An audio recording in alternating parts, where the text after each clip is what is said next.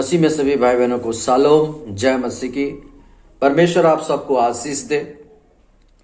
और आपसे निवेदन है कि मेरी छोटी सी यूट्यूब चैनल पर जो समीर मैसेज गाइड है, आप उसको सब्सक्राइब कीजिए और इस छोटे भाई पर दया कीजिए। मेरे प्रिय भाई बहनों, हम परमेश्वर को धन्यवाद देंगे क्योंकि परमेश्वर महान है। आप जानते होंगे कि हमारे परमेश्वर जो है सो है परमेश्वर है।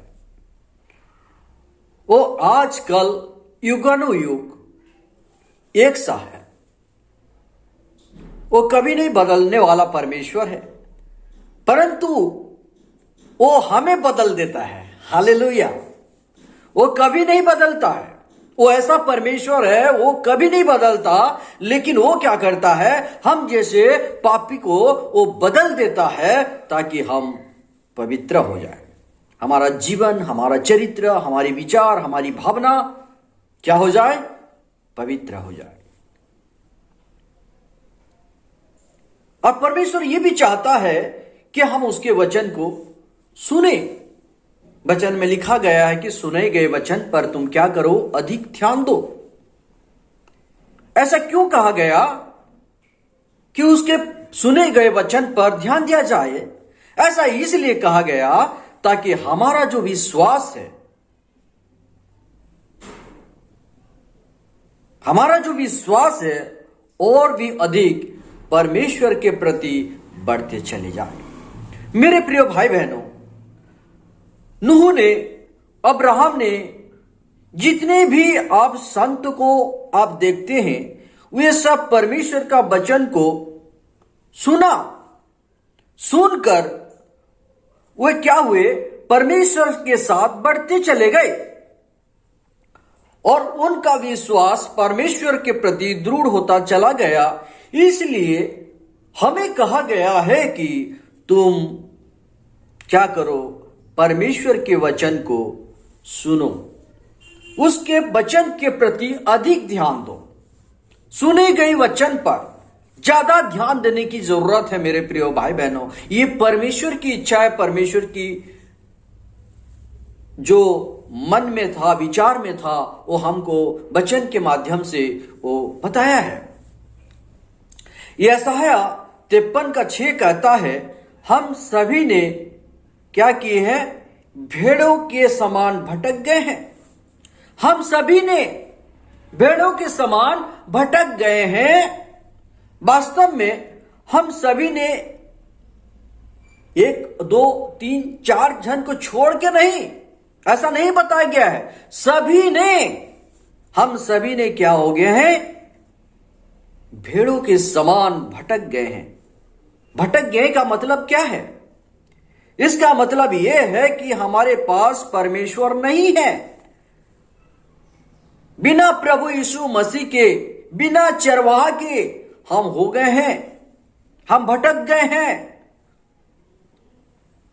हम बिना परमेश्वर को लेकर चल बसे हैं, क्योंकि वचन में प्रभु यीशु मसीह कहते हैं, मैं ही मार्ग हूं।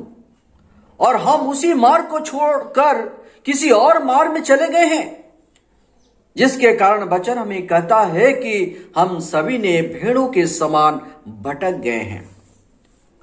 हम, परमेश्वर हमें बकरी नहीं कह रहा है। परमेश्वर हमें बकरी नहीं कह रहा। बकरी को तो उसके मार्ग में जाना ही है, लेकिन हमें वो कहता है कि भेड़ क्या किया है, वो भटक गया है। और हम सब क्या है मेरे प्रिय भाई बहनों, हम भेड़ हैं। और वचन कहता है कि मेरा भेड़ मेरे शब्द को पहचानता है। मेरे शब्द को क्या करेगा, पहचानेगा। और हम सब भेड़ के नाई भटक गए थे, और जो जैसा चाहा वैसा अपना अपना मार्ग को चुन लिए थे। किसी का कोई टाइम टेबल नहीं है, जो जैसा चाहा वैसा जिया। कोई सुबह 6 बजे उठता है, तो कोई 8 बजे उठता है, तो कोई 10 बजे, चर्च का समय हो जाने पर भी हम सभी सही समय पर जा नहीं पाते हैं। यह क्या है? हम सभी ने अपना अपना मार्ग को चुन लिया है। अपना अपना मार्ग को हमने क्या किया है? चुन लिया है। पर आप जानते हैं धार्मिक का विपत्ति क्या है? क्या आप जानते नहीं हैं कि धार्मिक का विपत्ति बहुत है, उसका अनेक है। 10 बजे मीटिंग जाओ, दुआ करो, उपवास करो, ऐसा कपड़ा मत पहनो, ऐसा बाल मत कटाओ, ऐसा लोगों से मत जुड़े रहो, है? ये सब क्या है? ये ही है धार्मिक लोगों का विपत्ति। इसका विपत्ति बहुत है। धार्मिक लोग का विपत्ति क्या है? बहुत है, अनेक है।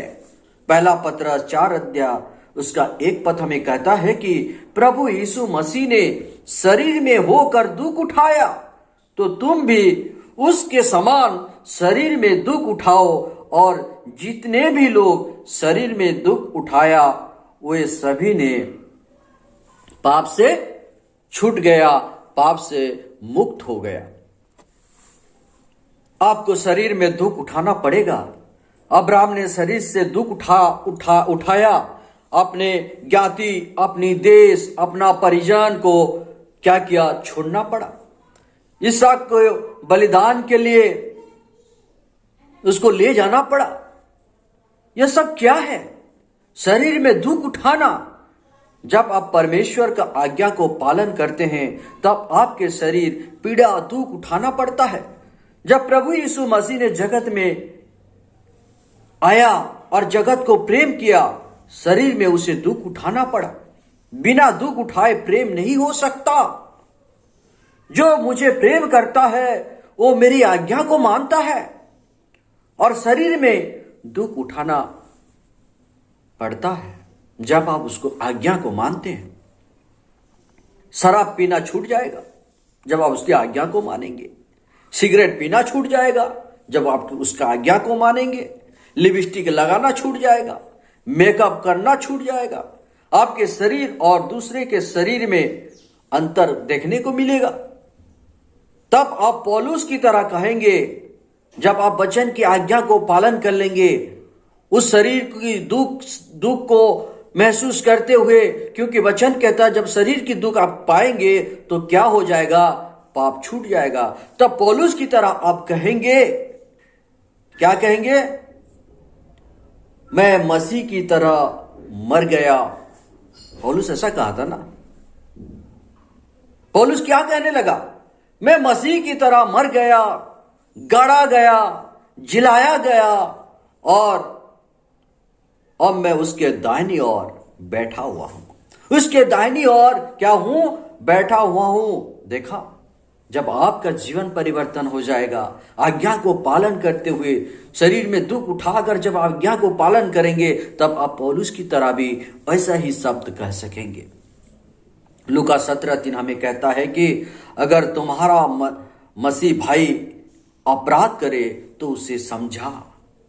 देखा, यशायाह नबी कहते हैं हम सब भेड़ों के समान क्या हो गए हैं? भटक गए हैं। और लूका में कहा गया है कि अगर मसीह में जो भेड़ हैं, भेड़ों में से तुम्हारा भाई अपराध करे तो उसे समझा, सही मार्ग में उसे क्या कर?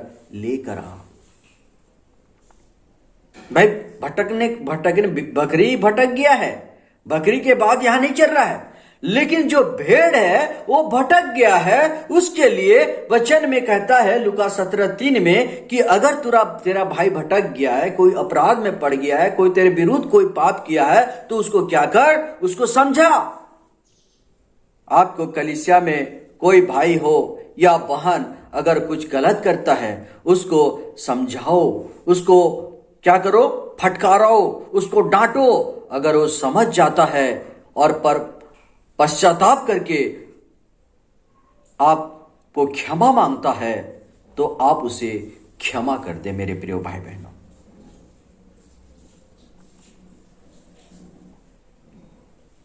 उसको शास्ति मत दो, उसको दंड मत दो, वरन उसको क्या करो, क्षमा कर दो। वचन हमें यही कहता है। पहला यूहन्ना 2:1 में यूहन्ना कहते हैं, तुम पाप ना करो, तुम पाप ना करो। हमने पाप किए हैं मेरे प्रिय भाई बहनों, इसीलिए वचन कहता है कि तुम और पाप मत करो। पहला यूहन्ना 2:10 कहता है, जो अपने भाई से प्रेम रखता है वो क्या करता है,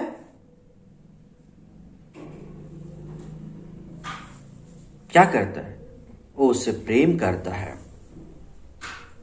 इसलिए अपने भाई को क्या करो,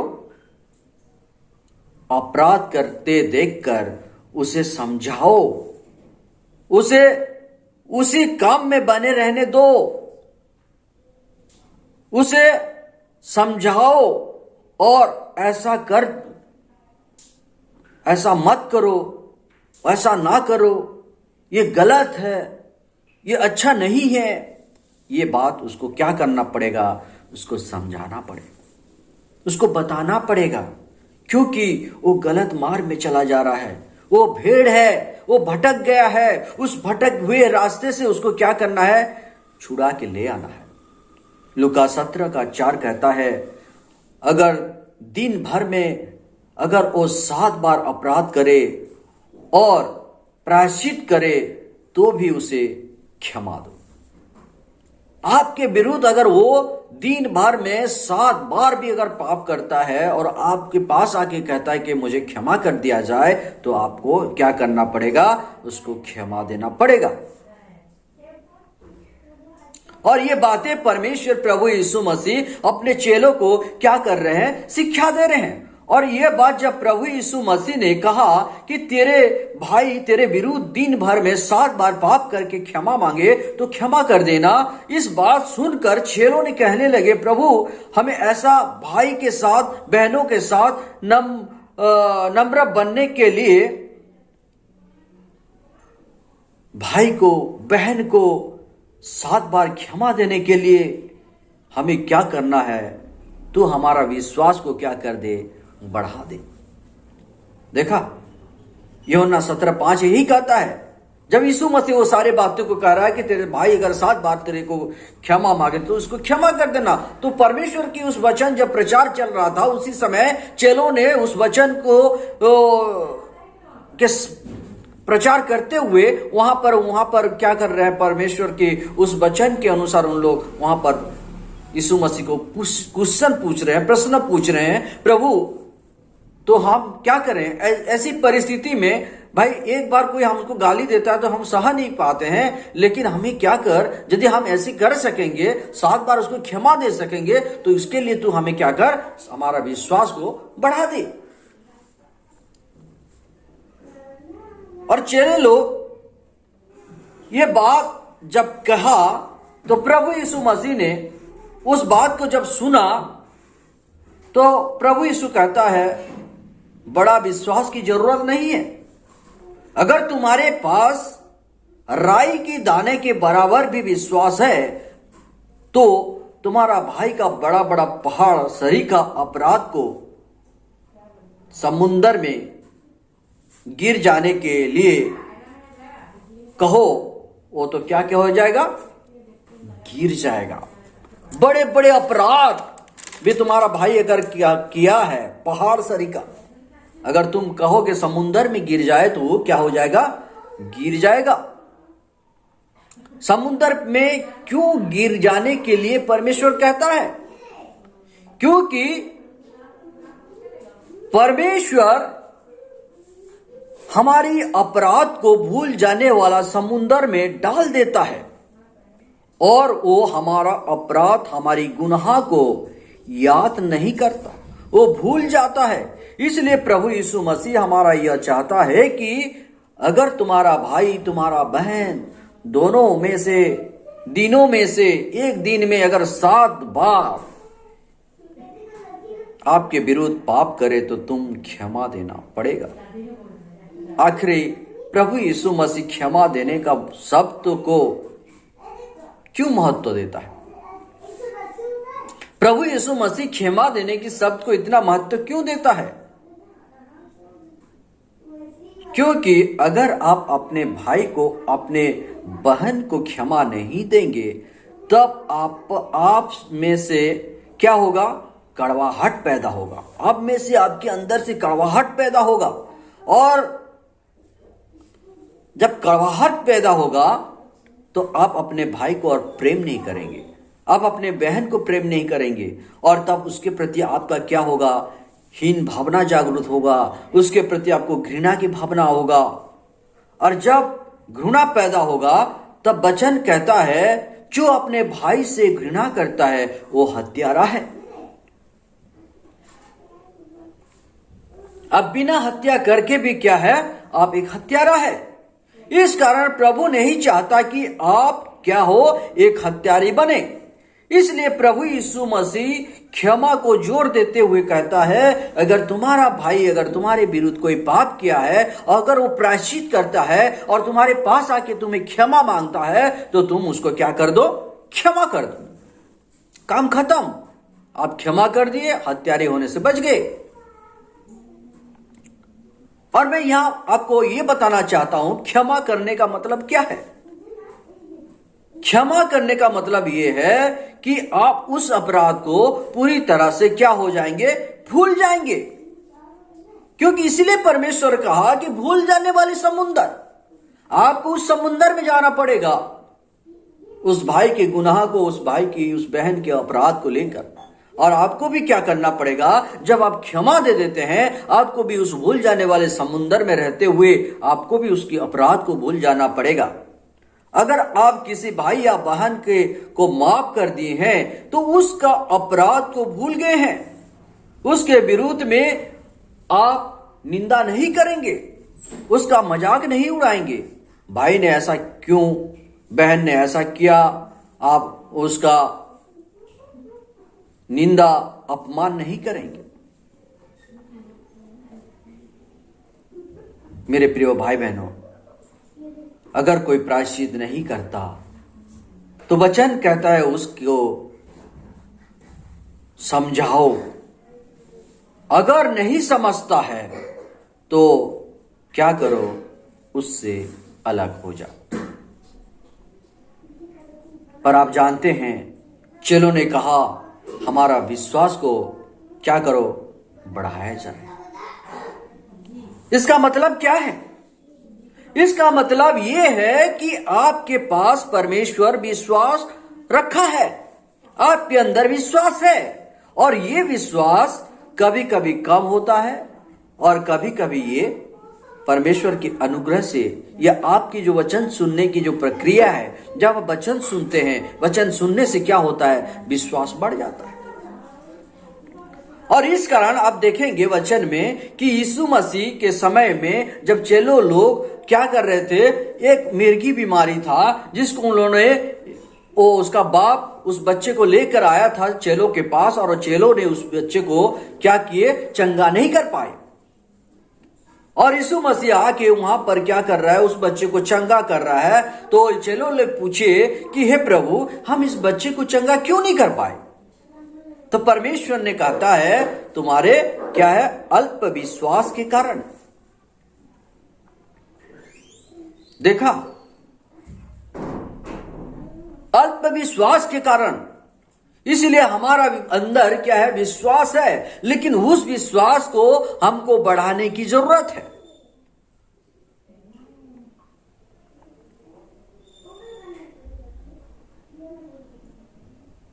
मेरे प्रिय भाई बहनों, यूहन्ना 17 कहता है तुम बोलो और सब कुछ हो जाएगा। तुम बोलो और सब कुछ हो जाएगा। पतरस ने बोला, क्या बोलोगे? तुम कहोगे हे पहाड़ समुद्र में गिर जाए तो क्या हो जाएगा? तुम कहोगे तो गिर जाएगा। इसलिए परमेश्वर चाहता है कि तुम बोलो, तुम कहो।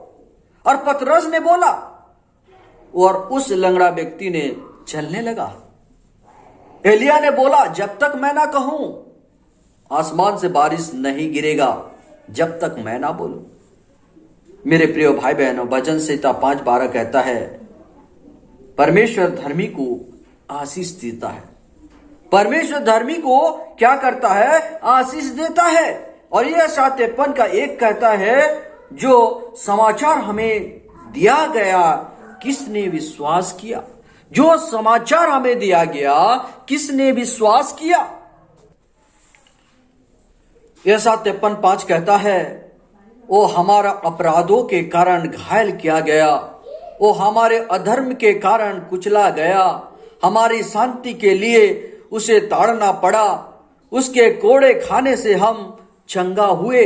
देखा मेरे प्रियो, हमारी अपराध के लिए हमारे प्रभु यीशु मसीह को क्या क्या सहना पड़ा ताकि हमारा भला हो सके। और अंत में यह भी कहा, हे प्रभु, ये क्या करते हैं, जानते नहीं, इन्हें क्षमा कर दे। परंतु प्रभु चाहता है जो तुम्हें क्षमा मांगे तुम उसे क्या करो? क्षमा दो, क्षमा कर दो। और आप जानते हैं, जब दाहिना वाला चोर जो यीशु मसीह के क्रूस पे दाहिनी ओर था, उन्होंने क्या किया? प्रभु यीशु मसीह से क्या किया? क्षमा मांगा, अपने अपराध की क्षमा मांगा। और परमेश्वर क्या किया?